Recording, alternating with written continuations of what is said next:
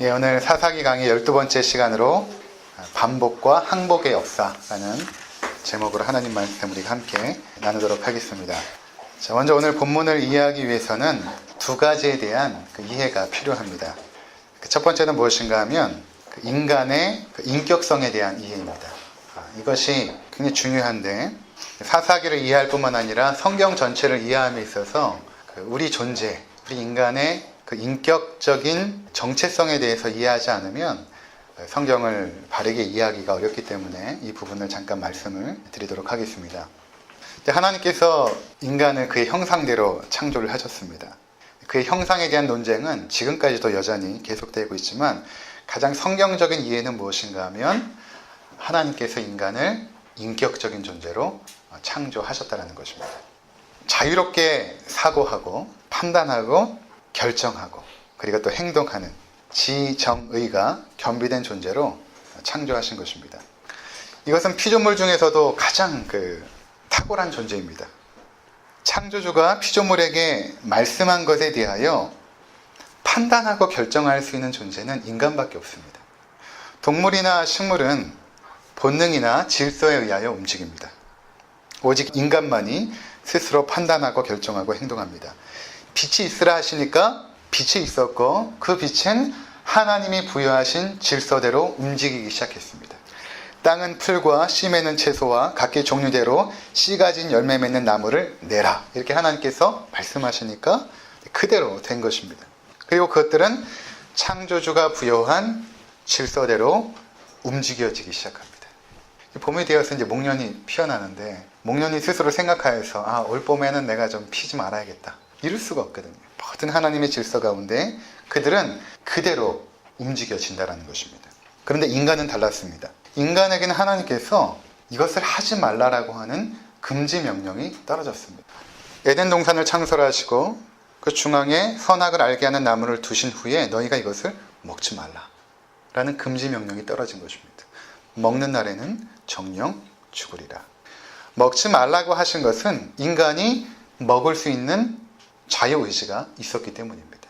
그들이 그 하나님의 말씀을 듣고 자기들이 스스로 판단하고 결정하여서 먹을 수도 있고 먹지 않을 수도 있는 그러한 존재로 하나님께서 창조하셨다는 것입니다. 이것은 창조주께서 피조물인 인간을 창조하시면서 그들의 반역과 타락까지도 이미 각오하신 것입니다. 그것을 모르셨겠습니까?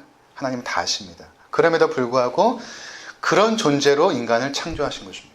그러면 왜 그런 존재로 인간을 창조하셔서 죄를 질 수 있는 가능성의 존재로 인간을 만드셨는가? 그렇지 않고 늘 하나님의 말씀에 순종만 하고 경배만 하고 예배만 하는 존재로 창조하셨으면 우리가 이렇게 힘들게 이 땅에서 죄의 문제 때문에 씨름하거나 죽음의 권세 가운데서 그렇게 억눌려 있지 않을 텐데 이렇게 질문할 수도 있을 것입니다. 그러나 만약에 하나님께서 창조하신 그 피조물이 하나님의 말씀에 순종만 하는 존재라면 그것은 로봇과 다를 것이 없습니다. 말만 하면 그대로 순종하는, 인간이 로봇을 만들고 지시하면 그대로 따르는 그런 존재는 하나님께서 굳이 창조할 필요가 없었던 것입니다. 그래서 우리는 로봇을 만들어 놓고 이렇게 말하지 않습니다. 내가 너로 말미암아 기쁨을 이기지 못하겠구나. 너는 내 뼈 중에 뼈요 살 중에 살이다. 이렇게 말하지 않죠. 잘 만들었다. 참 탁월하게 만들어졌다. 이렇게 말할 뿐입니다.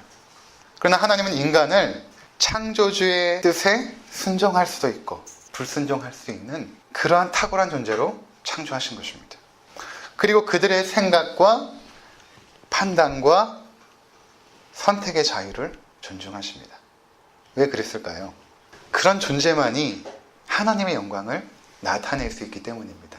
또 그런 존재로 창조했을 때만이 하나님과 인격적인 교제를 나눌 수가 있는 것입니다. 이러한 인간의 인격성은 하나님의 영광을 탁월하게 이 땅에 나타내기도 하지만 반면에 그들이 타락했을 때는 그 끝을 알 수 없을 정도로 더럽고 추하며 악해지기도 합니다. 그게 우리 존재예요. 하나님의 영원한 기쁨이 되어드릴 수도 있고 정말로 더럽고 타락한 그 자리까지도 추락할 수 있는 존재인 것입니다. 성경에는 흐르는 두 개의 큰 물줄기가 있는데 하나는 그렇게 창조한 인간이 반역합니다. 그런데 그 반역한 인간이 어디까지 흘러가는가? 하나님을 영화롭게 해야 될 인간이 하나님을 떠나서 과연 어디까지 더러워지고 추악해지고 타락하는가를 보여줍니다. 그리고 또 한편에서는 그러한 반역한 인간을 구원해내시는 그 하나님의 은혜, 그것을 보여줍니다. 성경은 하나님께서 그 반역한 인류를 어떻게 구원해 나가시는가를 보여주는 책입니다. 인간이 얼마나 추악한가, 그리고 그 추악한 인간을 하나님께서는 어떻게 과연 구원해 내시는가, 이것을 성경이 보여주고 있다는 것입니다. 그런데 그 하나님께서 구원해 내시는 그 일들을 우리 가운데 보여주실 때에 이것을 어떤 설명하거나 서술하지 않고 어떠한 사건들을 우리 가운데 소개함으로 그 사건 속에서 나타나는 그 하나님의 살아계심과 그분의 성품, 그리고 그분의 일하심을 보여주신다는 것입니다. 자, 무슨 말인가 하면 성경은 하나님을 사랑하십니다, 이렇게 서술하지 않고 하나님이 우리를 어떻게 사랑하셨는가를 사건을 통하여서 알려주십니다. 그래서 성경은 그러한 하나님의 인간 삶에 개입하신 그 구원의 사건들을 계속해서 보여주고 있죠. 그러면서 그 구원의 사건 속으로 우리를 초대하고 있는 것입니다. 그래서 우리가 사사기를 읽지만 이것은 오래전에 일어났던 일이 아니라 우리가 이것을 묵상하고 설교를 들을 때에 이미 그 사건 속에 우리도 들어가 있는 것입니다. 그 자리에 내가 있었고 그 자리에서 내가 하나님을 만난 것입니다. 우리가 사사기를 보면서 하나님의 성품과 그분의 일하심을 보게 됩니다. 그 속에서 하나님의 위대하심, 그리고 인간의 죄의 추악함, 이것을 우리가 계속해서 보게 되는 것입니다. 반역한 인류 역사 가운데 하나님이 찾아오십니다. 그리고 그분은 선택된 백성들을 불러 모으십니다. 그리고 그들은 하나님의 백성이 되어갑니다. 이게 이제 우리하고의 연관성입니다. 하나님이 이스라엘 백성을 불러내면 그들이 저절로 하나님의 백성이 되는가? 그렇지가 않습니다. 그것은 시작일 뿐입니다. 그리고 하나님께서는 그들을 하나님의 백성답게 이제 만들어가기 시작하시는 것입니다.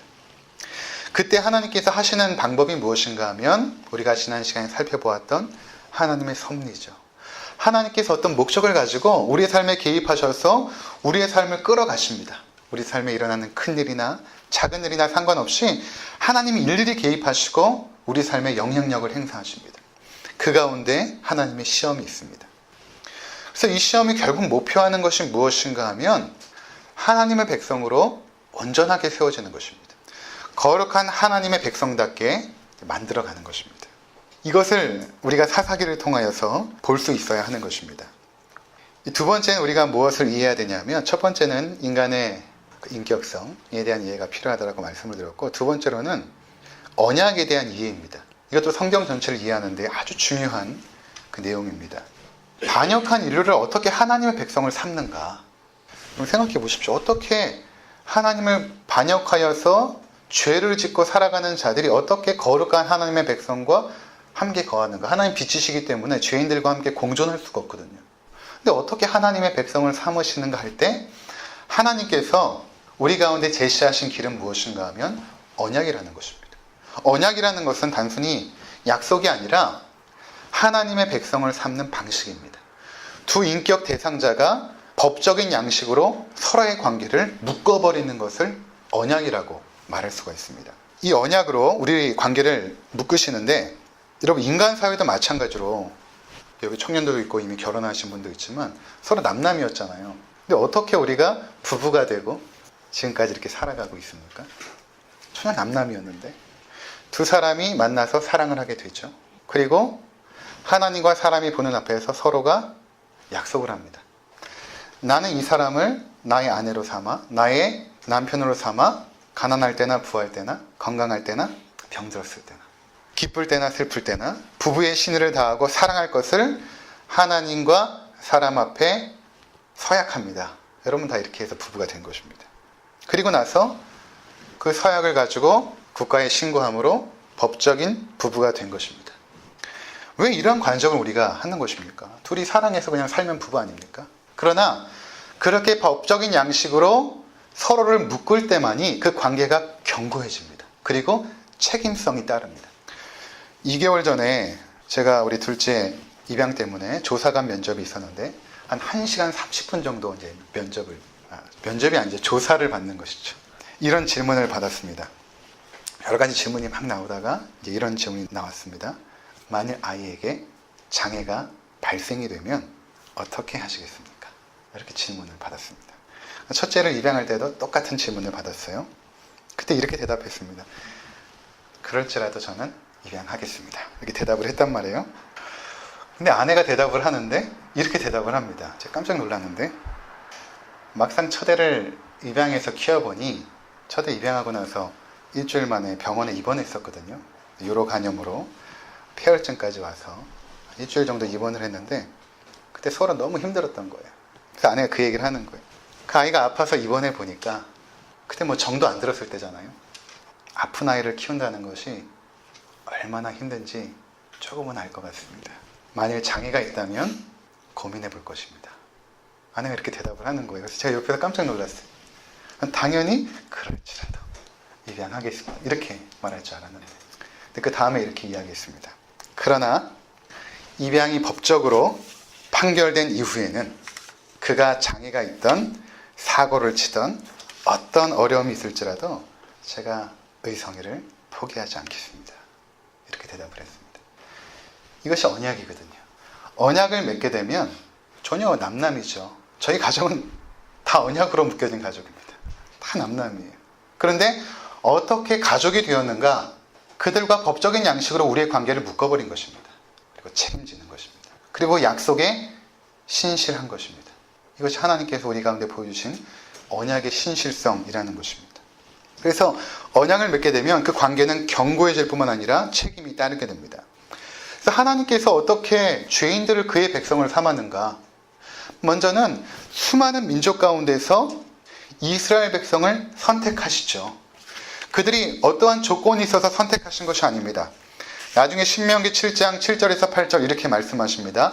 여호와께서 너희를 기뻐하시고 너희를 택하심은 너희가 다른 민족보다 수요가 많기 때문이 아니니라.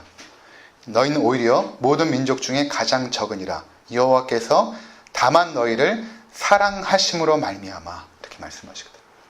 하나님께서 사랑하시는 백성을 선택해내십니다. 우리에게 어떤 조건이 있는 것이 아니에요.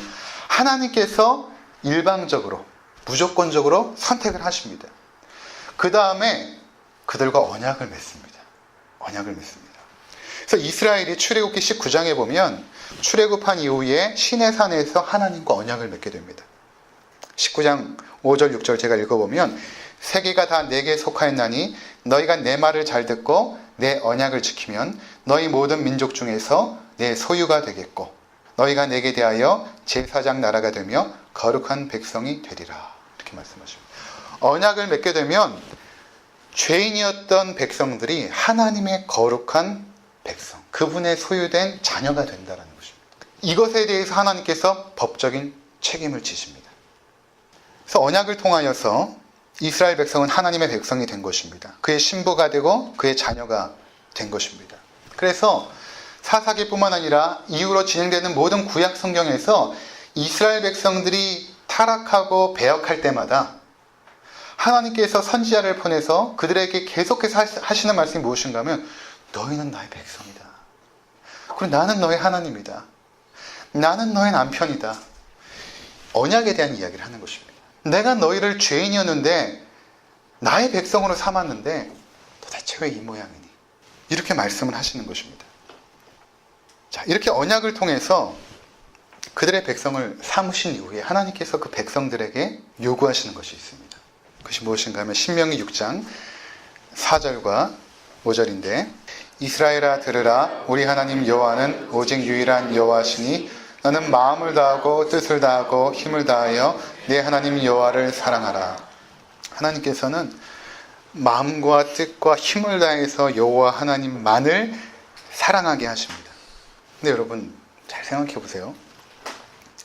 사랑이라는 것, 마음이라는 것, 이것은 요구한다고 되어지는 게 아닙니다. 강압한다고 되어질 수 있는 것이 아닙니다. 말해서 되는 것도 아니에요. 나 좀 사랑해줘. 안 됩니다. 또 사랑하려고 노력을 해도 되지 않습니다. 여러분 그렇게 됩니까? 안 됩니다. 여호와 하나님을 마음과 힘과 뜻을 다해서 사랑할 수 있는 유일한 길은 우리가 인격체이기 때문에 그 하나님의 인격 앞에 항복하고 굴복하지 않는 이상은 불가능합니다. 이것 때문에 제가 인간의 인격성에 대해서 말씀을 드린 것입니다. 무엇에 대한 항복과 굴복인가 하면 하나님의 우리를 향하신 그 인격적인 사랑에 굴복할 때만이 우리 안에서 사랑이 나옵니다. 자, 그래서 성경의 역사는 무엇인가 하면 하나님께서 우리의 사랑을 끌어내시는 것입니다. 우리 인격이 하나님의 사랑 앞에 자발적으로 헌신하고 순종하고 예배하도록 하나님께서 끌어내시는 것입니다.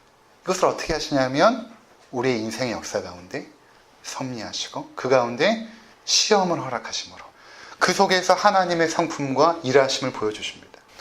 그렇지 않고서는 하나님의 사랑을 끌어낼 길이 없습니다. 설명한다고 됩니까? 하나님께서 내가 너를 사랑하는데 어떻게 사랑하시는데?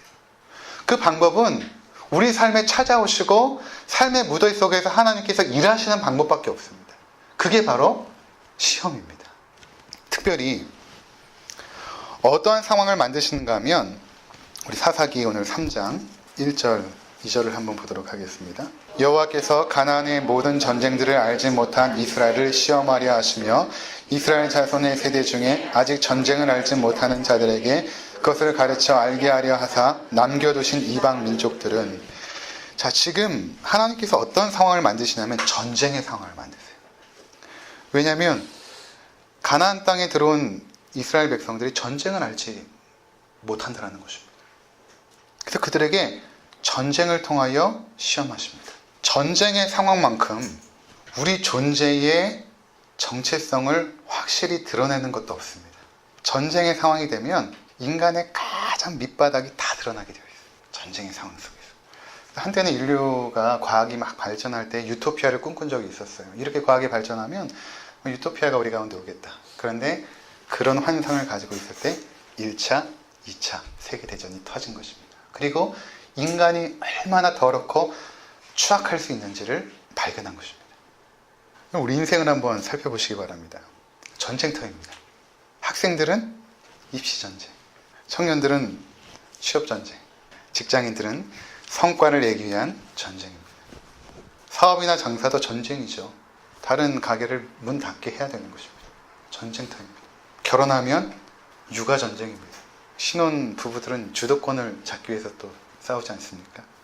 인생 전부가 전쟁인 거예요. 근데 거기서 여러분들이 보여준 모습이 어떠했습니까?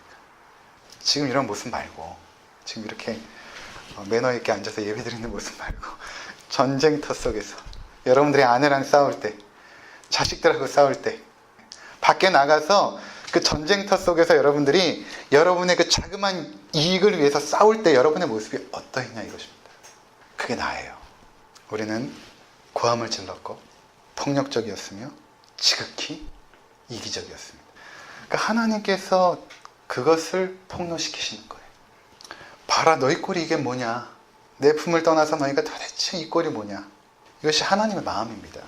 그래서 오늘도 이제 나오게 되겠지만 하나님의 진노가 죄인을 향할 때는 공의롭죠.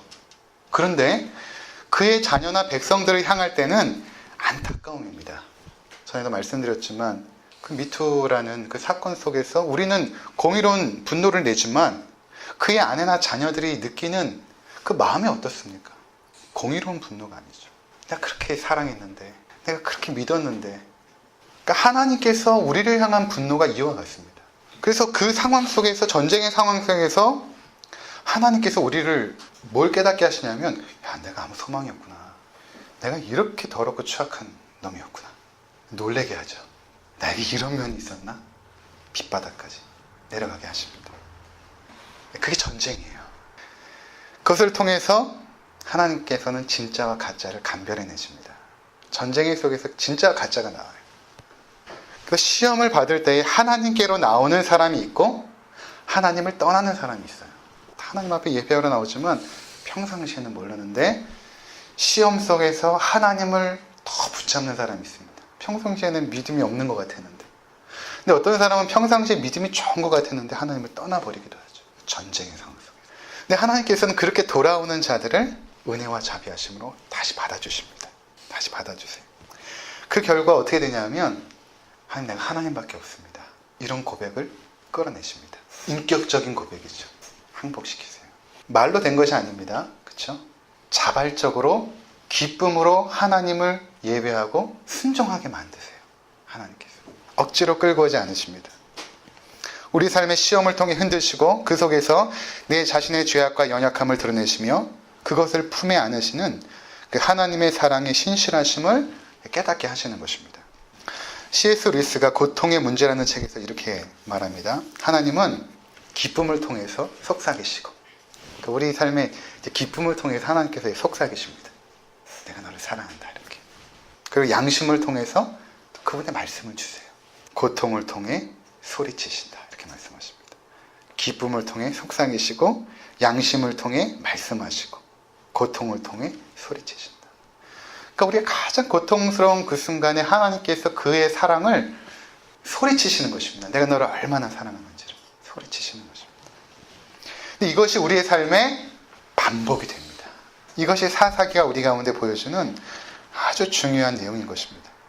사사기 3장으로 가셔서 7절에 보시면 이스라엘 자손이 여호와의 목전에 악행을 행하죠. 악행을 행합니다. 그리고 하나님을 잊어버리고 바알과 아세라를 섬깁니다. 8절에 하나님께서 진노하시죠. 그리고 메소포다미 왕 구산 리사다임의 손에 파십니다. 이 구산 리사다임이라는 말이 두 배로 악한 구산, 이런 의미거든요. 그러니까 별명이에요. 이름이 아니라. 그 왕이 있었는데 얼마나 악했으면 두 배로 악한 구산이라는 그 왕의 손에 파십니다. 그래서 그 속에서 압제와 고통을 받게 하세요. 그때 이스라엘 백성이 하나님 앞에 부르짖습니다. 하나님 살려주세요. 하나님께서 어떻게 하십니까? 온니엘이라는 구원자를 보내사 그들을 구원하십니다. 그러자 평화가 찾아옵니다. 이러한 사이클은 사사기가 진행되면서 계속될 것입니다. 무슨 말인가 하면 그의 백성들의 삶 속에 이러한 불순종과 그로 말미암는 고통, 그리고 고통으로 말미암는 부르짖음, 그리고 그들을 구원하시는 하나님의 일하심은 계속된다는 것입니다. 근데 이것이 계속되면서 어떻게 되냐면 처음 온니엘의 때는 이런 사이클이 딱 정해져 있어요. 그들이 반역했을 때 진노하시고 고통 가운데 부르짖고 구원자를 세워 구원하신 이 사이클이 온니엘의 때는 이렇게 나오는데 뒤로 가면 갈수록 부르짖음이 없어집니다. 부르짖음 없이 하나님께서는 구원자를 또 보내세요. 그런데 그 구원자도 너무 타락해버렸습니다. 머리끝에서 발끝까지 하나님의 백성이 다 타락해버린 것입니다. 그런데 성경은 계속해서 그것을 덮고 그럼에도 불구하고 찾아오시는 하나님의 성실하심과 그분의 신실하심을 계속해서 반복적으로 보여주는 것입니다. 그냥 내내 보여주세요. 그냥 버리면 되잖아요. 그렇게 안 하세요. 더 찾아오시고 더 찾아오시고. 왜요? 언약을 맺었기 때문에. 언약에 하나님께서 묶여버리신 것입니다. 그 창조주께서, 자유로우신 창조주께서 언약으로 자신을 묶어버리신 것입니다. 결국 하나님 백성은 돌아오지 않습니다. 하나님께서 어떻게 하실까요? 포기하셨을까요? 나중에 하나님께서 인간의 역사 가운데 뚫고 내려오십니다. 인간이 되어서 이 역사 가운데로 아예 뚫고 내려오세요. 그분이 바로 예수님이세요. 그래서 마태마가 누가복음에서는 구약에서 보여주셨던 그 하나님의 성품 그대로 예수님께서 간직한 채 우리 가운데 일하시는 모습을 보여주십니다. 가늠하다 잡혀온 여인이 있었어요. 사람들이 돌을 들어 죽이려 합니다. 예수님께서 죄 없는 자는 돌로 치라. 그들 안에 있는 죄의 본성들을 드러내시죠. 그리고 주님께서 그 여인에게 찾아가십니다. 나도 너를 정죄하지 아니하노니 다시는 가서 죄를 범하지 말라. 단순한 이야기지만 이것은 타락하고 간음한 그의 백성을 상징적으로 보여준 것입니다. 하나님께서 그들을 찾아오세요. 용서하십니다. 그것을 예수 그리스도께서 역사를 뚫고 내려오셔서 보여주시는 것입니다. 성경의 사건을 통해서. 그럼 마침내 어떻게 하셨습니까? 그 반역하고 타락한 그의 백성을 위해서 십자가를 지십니다. 그리고 그의 백성들은 인류에 내려오신 그 하나님을 돌을 들어 죽이려 하죠. 왜 그랬습니까? 우리 안에 있는 숨겨진 죄악을 자꾸만 들춰내시는 거예요. 내가 종교 행위로, 바리새인들이나 유대인이 종교 행위로 그 죄악들을 감싸고 마치 의롭게 사는 것처럼 보였는데 그것까지도 다 드러내십니다. 그러니까 죽이고 싶은 거죠. 결국 십자가로 뭐라? 죽입니다. 십자가에 죽어가는 예수를 향하여서 사람들은 조롱하고 침을 뱉습니다. 네가 하나님의 아들이면 한번 내려와 봐라. 그게 우리의 소망 없음이에요. 우리는 가능성이 없어요. 우리가 그 존재라니까요. 예수 그리스도를 십자가에 못 박은 사람은 2000년 전의 유대인이 아니라 나예요. 우리의 소망이 없다라는 것입니다. 근데 예수님께서 그들을 향하여 죽어가며 말씀하십니다. 하나님, 저들이 행하는 것이 무엇인지 도무지 알지 못합니다. 저희를 사하여 주옵소서. 기도하십니다. 성경은 처음부터 끝까지 반역한 죄인을 향한 하나님의 은혜를 선포하세요. 그것을 십자가를 통하여 우리 가운데 말씀하시는 것입니다. 내가 너희를 얼마나 사랑하는지. 자신을 십자가에 못 박아 죽이는 자들 향해 용서를 선포하셨던 주님이 우리를 불러내신 거예요. 우리를 언약의 백성으로 삼으신 것입니다. 그 사랑에 우리가 항복한 것입니다. 주님만이 우리의 구원자이시며 소망이심을 마침내 설득해내신 것입니다. 십자가로 하신 것입니다. 한 주 동안 우리가 십자가를 묵상하시면서 그 하나님의 인격적인 그 사랑에 여러분들이 감동하시고 더 깊이 한번 잠겨봤으면 좋겠어요. 에베소서에서 바울이 기도한 것처럼 그 사랑의 높이와 넓이가 깊이가 어떠한지 너희가 깨닫기를 원하노라 이렇게 말씀하셨거든요. 십자가로 보이신 그 사랑, 그것이 어떠한 것인지를 여러분들이 기도하시고 묵상하시면서 하나님을 더욱더 사랑하고 마음과 뜻과 힘을 다하여 사랑할 수 있는 우리 모두가 되시기를 주님의 이름으로 축원을 드립니다. 기도하시겠습니다.